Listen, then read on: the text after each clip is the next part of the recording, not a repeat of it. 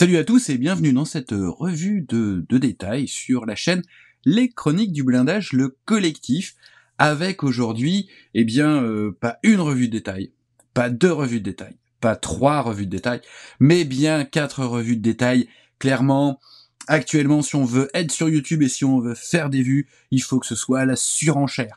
Il faut qu'il y ait de la putaclic, il faut qu'il y ait de l'annonce, il faut qu'il y ait de l'événement, il faut qu'il y ait de la polémique, il faut qu'il y ait du complot. Alors, je n'ai ni la polémique ni le complot, mais aujourd'hui, ce que je vous propose, c'est les 4 nouvelles références de chez Bravo Six, cet artisan russe, Vladimir Demchenko, qui nous gratifie assez régulièrement depuis maintenant un petit moment de splendides figurines avec des sujets toujours très bien choisis, non sans ironie parfois, non sans une certaine inspiration par rapport à des photos d'archives ou même à des films, puisqu'on lui doit l'équipage du Fury, avec des figurines qui sont assez ressemblantes, il faut l'avouer, et puis d'autres choses comme ça. Et aujourd'hui, donc on a 4 références. Alors, Bravo Six s'est fait vraiment connaître en éditant des figurines magnifiques sur la période Vietnam. C'est bien entendu comme ça que je les ai connues, puisque c'est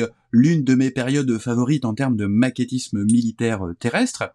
Mais il a aussi édité, et il continue à étoffer sa gamme en ce qui concerne le Deuxième Guerre mondiale, aussi bien côté allemand que côté russe, et puis un petit peu du côté américain, mais c'était surtout l'équipage de Fury. Donc là, on a quatre nouvelles références, avec 2 références Deuxième Guerre mondiale, une référence d'armes, Deuxième Guerre mondiale et Vietnam, on reviendra là-dessus, et puis une référence Vietnam, avec ce close fight. Voilà, c'est le titre de cette référence, donc à chaque fois, il trouve un petit titre, avec un petit peu d'humour. Alors on a, par exemple, on va commencer par celui-ci, on a donc Tchernozem. Alors Tchernozem, c'est la terre noire qu'on trouve en Russie et ainsi qu'en Ukraine. Donc là, notre tankiste est en train de se décrotter. Il est en train de se décrotter le mocassin. Le Suédine bleu supporte très très mal la terre. Bien entendu, il s'agit de bottes. Il n'y a que Elvis qui mettait des chaussures en Suédine bleu. Donc on jette un petit coup d'œil. Le coup de patte en termes de gravure de Vladimir est toujours reconnaissable. On regarde la pièce principale. Le coup de patte, alors hop, il y a un petit problème de mise au point. Vous m'en excuserez, voilà.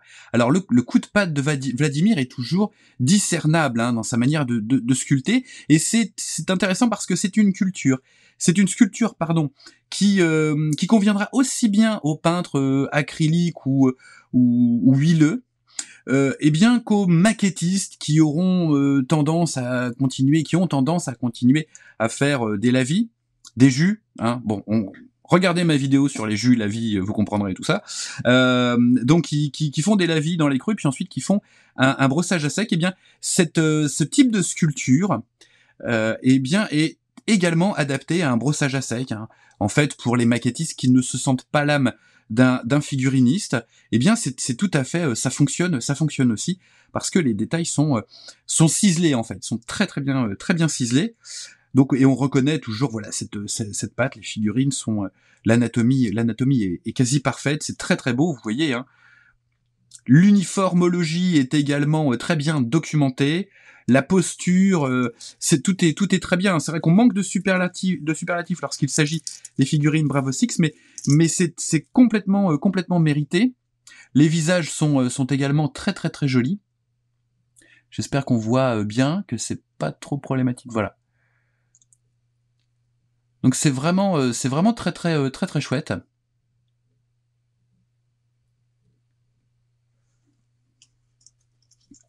Et des figurines qui s'assemblent rapidement. Vous voyez, on a donc le corps principal, on a ensuite quelques accessoires avec notamment la botte qui vient se rajouter, donc qui permettra d'envisager une mise en peinture à part, pour ceux qui se sentent plus à l'aise avec ce type de mise en peinture. Et puis des bras. En règle générale, quand on prépare bien les pièces, les bras se positionnent vraiment bien. Donc ça, c'est plutôt pas mal. Donc une jolie petite référence qui viendra à elle seule compléter un blindé sur une petite vignette et donner une petite atmosphère voilà, un petit peu d'humour, une petite atmosphère un petit peu légère à côté d'un T34, pourquoi pas le T34 de chez Border Model, qu'on vous présentera très bientôt. Donc une autre référence, Deuxième Guerre mondiale, avec cette fois-ci donc Cross of Wood, donc deux Allemands qui très clairement vont vont préparer la sépulture d'un de leurs camarades. Alors je n'arrive pas à lire, mais son prénom c'était Erwin. Donc voilà, qui vont, je pense, creuser une tombe. Donc là c'est un tandem. Donc forcément vous avez un petit peu plus de pièces. Donc on a déjà la pelle ici. Et puis ensuite, donc dans chaque sachet, vous allez avoir la figurine. On regarde rapidement, hein. La sculpture est toujours irréprochable, et le moulage est vraiment très beau. En termes de préparation, il y a quasiment rien à faire. C'est impressionnant. Donc deux jolies figurines qui sont complétées donc par une petite planche de photodécoupe qu'on a ici et qui sont des lunettes et des ciseaux. Donc ça c'est plutôt pas mal. Est-ce que c'est à l'origine, c'est dans cette référence qu'on la trouve? Non, c'est récupéré de la référence 3517. Donc je sais plus dans quelle référence c'était, mais voilà, vous pourrez mettre des lunettes. Voilà, il a des lunettes. Quant à la paire de ciseaux, j'avoue ne pas savoir où on peut la caser. Mais vous avez deux paires de ciseaux, donc c'est toujours sympa de laisser traîner ça sur une vignette, sur une scénette quelque part. Une paire de ciseaux, on a toujours besoin d'une paire de ciseaux. Alors, autre référence, alors je passe pas tout de suite à la dernière référence de figurine, vous allez comprendre pourquoi. Je voudrais d'abord introduire cette référence, en fait, le Owen Submachine Gun, donc vous en avez 4 dedans. Alors c'est une mitrailleuse, c'est une mitraillette, c'est un pistolet mitrailleur, je vais y arriver. C'est un pistolet mitrailleur de conception australienne qui fut introduit en 1942 et qui était très prisé du contingent australien, notamment sur le front Pacifique. Voilà, je vous en sors une. Alors, la particularité, c'est qu'on a deux crosses en bois, et surtout, on a un chargeur qui se positionne au-dessus de l'arme. Donc ça en fait, vous voyez, une arme assez originale. Donc vous avez plusieurs types de crosses, en fait, hein. Vous avez au moins 2 types de crosses, on va pouvoir regarder ça. Voilà, une crosse creusée, ici, et une crosse, voilà, le ONA et le ONB. Et une crosse pleine. C'est les seules différences. Vous avez le petit chargeur qui se trouve ici, donc vous ferez attention à pas oublier de dégrapper également le petit chargeur qui viendra se positionner. Hop, il y a un petit tenon. Donc là j'utilise l'autre chargeur, mais il y a un petit tenon qui permet de bien positionner. Voilà, vous allez voir. C'est nickel, c'est impeccable. Et cette référence est complétée par des sangles en photodécoupe. Hop là. Voilà, alors la planche est un petit peu tordue, mais ça c'est pas très grave. Donc des sangles en photodécoupe.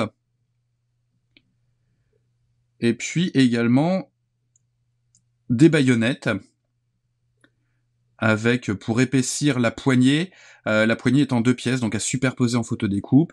Vous avez aussi les petites attaches, hein, pour la sangle. Donc c'est très bien. C'est bien d'avoir pensé à ça fait vraiment une référence très complète. Donc si vous comptez faire des Australiens sur le front Pacifique, bien c'est parfait parce que ça rajoute petite touche d'originalité dans l'armement. Et ce qu'il faut savoir, c'est que ce pistolet mitrailleur Owen fut utilisé jusque pendant la guerre de Vietnam par le contingent australien.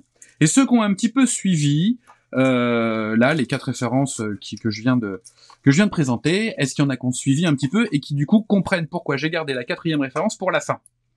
Parce que ce Owen, on le voit dans un film très récemment sorti, en fait sur le net, qui n'a pas été distribué en France et qui s'appelle Danger Close, ou alors qui n'est peut-être pas sorti et auquel cas je l'ai vu avant sa sortie. Et du coup, ça veut dire que je l'ai vu par des voies pas très légales. Je m'en excuse d'avance auprès du distributeur officiel. Ça s'appelle Danger Close, la bataille de Longtow, et en fait, il s'agit de cette fameuse bataille en 1966, me semble-t-il, livré par un régiment australien contre l'armée Viet Cong, contre l'armée nord-vietnamienne, pardon, et le Viet Cong.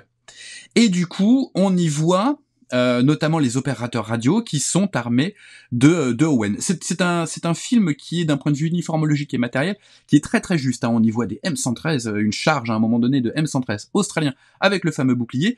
Je vous conseille quand il sortira et qu'il sera disponible par des voies légales, bien entendu, d'aller le voir.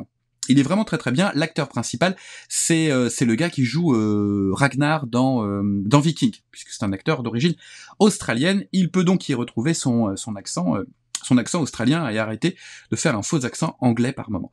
Voilà pour les considérations complètement inutiles sur cette revue de détails, ça n'a rien à voir. Mais alors, c'est quoi cette dernière référence ? Eh bien, cette dernière référence, donc on y voit un soldat de l'armée nord-vietnamienne qui est en train de se ruer avec une baïonnette apparemment, qui est en train de se ruer sur un soldat du RAR, du Royal Australian Regiment au Vietnam. Et c'est une scène du film à la fin. Bon, comme c'est un film historique, vous connaissez la fin, avec le débat autour du nombre de morts ou pas. Cette bataille a duré longtemps après en termes de débat. Bien sûr, le décompte des morts était pas du tout le même d'un côté et de l'autre. Et en fait, les deux avaient tort. Heureusement, il y avait quelques journalistes qui ont relevé un petit peu l'erreur. Quoi qu'il en soit, le film est relativement bien fait, j'avoue. Et en termes d'armes, c'est plutôt pas mal, puisqu'on y voit les Owen, et on a cette scène-là, la fameuse scène du gars à qui il ne reste plus que quelques munitions, dont son Colt 1911, gentiment vendu par les États-Unis. Il a un uniforme, donc il a un uniforme anglais. Donc ça, c'est plutôt pas mal, sur un breulage d'origine américain. Puisque lui était armé apparemment d'un M16 si on en juge par les poches à munitions. Dans le film, on a les deux, on a du FN-FAL et du M16, comme c'était le cas à l'époque. Donc voilà, donc une scène prise sur le vif, c'est plutôt pas mal, c'est une scène de tranchée en fait, hein, à ce moment-là du film, c'est vraiment le dernier tiers qui résiste à l'invasion des hordes communistes sur eux. Donc encore inspiré d'un film. Et c'est plutôt pas mal. On va regarder de plus près les uniformes. Donc on a, dans un cas, hein, on est censé avoir pas un Viet Cong, mais on est censé avoir, voilà, un uniforme qui est un petit peu plus conforme, effectivement, à ce qu'on a dans l'armée nord-vietnamienne. Donc on n'est pas sur un combattant de guérilla, mais là il est équipé effectivement. Alors le porte-chargeur de AK-47, c'est une fabrication locale. Hein. C'est cousu main par en général les femmes ou les grands-mères. Hein. C'est moyennement de l'humour, hein, ce que je suis en train de vous balancer ça. C'est dans les ateliers du coin. En termes de chaussures, il a pas les espadrilles. Hein. Lui, il a vraiment de la dotation officielle. Donc tout ça est plutôt pas mal. Le couvre-chef est également typique. Hein. Hop, je sors tout. Voilà, le couvre-chef est également typique d'un soldat de l'armée nord-vietnamienne. Voilà, l'expression du visage est clairement peu sympathique. Il veut en découdre. Voilà. Non, la gravure, la sculpture là du visage est super expressive. Et donc il a un coupe-coupe dans la main. Donc effectivement, avec un coupe-coupe, il a l'air un petit peu plus sûr de lui. En face, nous avons notre mate. Voilà. On a le mate qui est dans une posture un petit peu de dernier recours. Donc vous voyez, au niveau de la chemise, on est sur du British. Au niveau du pantalon, je regarde les poches, on n'a qu'une poche d'un côté. Donc effectivement, on est sur du British. La chaussure est la chaussure de dotation anglaise de l'époque. Et le breulage, je regarde, le breulage est américain avec la fameuse poche arrière et puis les poches à munitions pour M16. Donc c'est bien parce que c'est un petit mélange uniforme. Et effectivement, dans la petite pochette, je les découvre en même temps que vous, on a le M16, donc il était effectivement armé d'un M16. Voilà, alors là pour le coup le M16, Si, il est plutôt pas mal. Non, non, il est plutôt pas mal. Il est plutôt pas mal. On va pas chipotouille. Et l'expression, alors là par contre, l'expression de notre ami australien, qui est bien loin de son bouche natale, l'expression est un peu vive de sens. On sent une certaine fatigue. C'est quand même que c'est très bien sculpté si on est capable déjà d'entrevoir les traits de caractère principaux donnés par la sculpture, pardon, les traits, vraiment les traits d'expression, qui sont déjà donnés par la sculpture avant même que ce soit peint. J'y arrive, vous voyez. C'est quand même impressionnant. C'est un signe, c'est un signe d'une grande maîtrise. Après, il n'en est pas à ses premières figurines, l'ami Vladimir, et il va continuer à nous gâter avec toutes ces belles références. Regardez, alors au niveau de la dotation, le holster du pistolet, c'est pas de conception américaine. Je regarde quand même dans la main. Et alors là, c'est intéressant, parce que vous voyez, dans la main, il a un premier pistolet, et on nous donne une autre main avec un autre pistolet. Donc, faut que je regarde ça de plus près. Je mets, vous voyez, hop, je mets mes petites binoclouilles. Donc dans la main, ici, on a un Colt 1911, et dans l'autre, on a un pistolet semi-automatique. Donc vous m'en voulez pas, je fais juste une petite pause pour faire une petite recherche pour vous. Me voilà de retour, j'ai fait donc une rapide recherche, et effectivement, donc on a un Colt 1911, ça on l'avait déjà dit, on l'avait déjà vu, de conception américaine, et on a un pistolet semi-automatique 9 mm Mark III, qui est apparemment une copie, donc c'est belge, hein, donc comme le FN-FAL, donc c'est d'origine belge, et c'est une copie du Browning High Power. Donc voilà, et c'est effectivement ça. J'ai bien regardé, j'ai regardé de près avec une énorme loupe, et la gravure, il est très très bien restitué. Donc vous avez le choix entre l'arme en dotation type armée australienne, et puis l'arme qui était également en dotation dans l'armée australienne, la seconde arme de poing, pistolet automatique, le Colt 1911 américain. Donc ça, c'est plutôt bien, et on retrouve donc le souci du détail et de la précision historique et uniformologique qui caractérise, bien entendu, Bravo Six. Bravo Six nous propose donc 4 nouvelles références dans cette nouvelle fournée, 4 nouvelles très jolies références, qui contenteront tous les maquettistes, j'ai envie de vous dire, ceux qui font du russe, là, ils seront comblés avec le tankiste qui est en train de se décrotter joyeusement la semelle de sa botte. Pour ceux qui sont plutôt en train de préparer quelque chose autour de l'allemand, vous pouvez aller enterrer tranquillement et joyeusement un comrade avec ces 2 figurines qui portent la croix de bois et pas la croix de fer. Je pense, petit humour de la part de Vladimir. Et puis pour ceux qui sont amateurs de Vietnam, ou alors des Australiens, de l'armée australienne, de la campagne du Pacifique jusqu'au Vietnam, on a les Owen Submachine Gun, très très originaux, comme pistolet mitrailleur, pardon. Et puis côté figurine Vietnam, encore un sujet original et encore un sujet australien. C'est quand même Bravo Six, la seule marque de figurines qui s'intéresse aux Australiens pendant la guerre du Vietnam. Souvenez-vous de cette série des SAS australiens, avec notamment cette figurine tirée d'une photo qui faisait un geste au photographe, et c'est une très très jolie série que j'ai, et voilà, c'est presque la figurine qui déclenche un projet de diorama et pas un véhicule. Dans le cas de Vladimir, c'est toujours plus la figurine presque qui nous donnerait l'inspiration. Donc, je sais quelles questions vous allez me poser. Non, c'est à propos du film. Non, pas du tout. Où trouver le film? Non, je peux pas vous dire où trouver le film. Par contre, je peux vous dire où trouver cette référence. Bien entendu, elles sont disponibles, ainsi que l'ensemble des références de la gamme Bravo Six disponibles. Tout ça est sur le site de chez Domino. Vous aurez le lien, dans la description, puisque Domino, c'est notre partenaire, notre unique partenaire d'ailleurs. Et un grand merci à Sylvain de m'avoir envoyé ces 4 références Bravo Six.